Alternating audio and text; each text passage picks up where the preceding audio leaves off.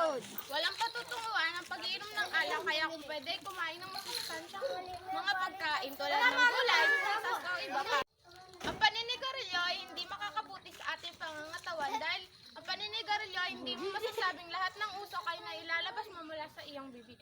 Kaya kung pwede ay siguraduhin kumain ng masustansyang mga pagkain. Hindi ka nakatingin.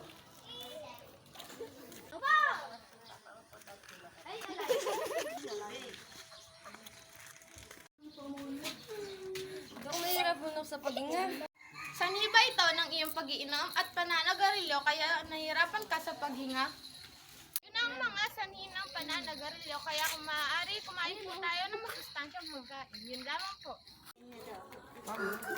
Tsaka pa po ako kung may problema ang aking bibig.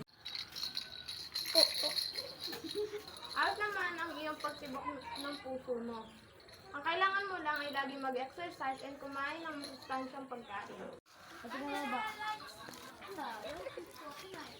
Yun ang mga sanhi ng pananagarilyo kaya kung maaari kumain po tayo ng masustansyang pagkain. Yun lamang po.